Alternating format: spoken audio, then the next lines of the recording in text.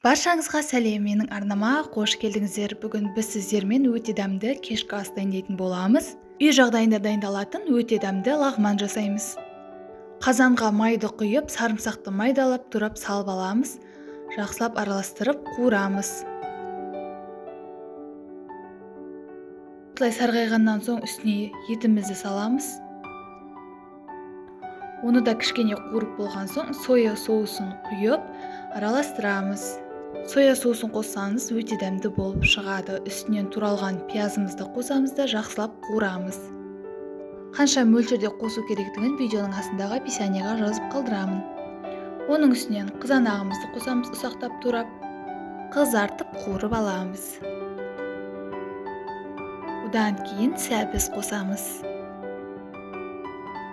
Үстінен осылай 4 бұрыштап етіп туралған капустаны саламыз. Барлығын жақсылап қуырып аламыз да ең соңынан тәтті болгар бұрышын осылай 4 бұрышты етіп турап, ірілеу етіп 2-3 минут уақыт аралығында қуырып аламыз. Көп қуырудың қажеті жоқ. Татымына қарай тұз бұрыш қосамыз.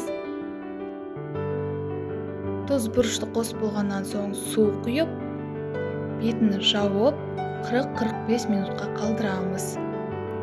Сол уақытта пісіп шығады, өте дәмді, иісі де керемет болып шығады.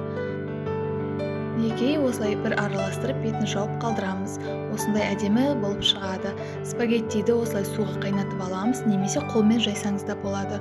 Осымен біздің дәмді өте тез дайын болатын кешкі асымыз дайын болды. Міндетті түрде жасап көріңіз. Егер менің арнама тіркелмеген болсаңыз, тіркеліп алыңыз, пікір қалдырып, лайк басып отырыңыз. Астарыңыз дәмді болсын. Сіздермен болған Мадина.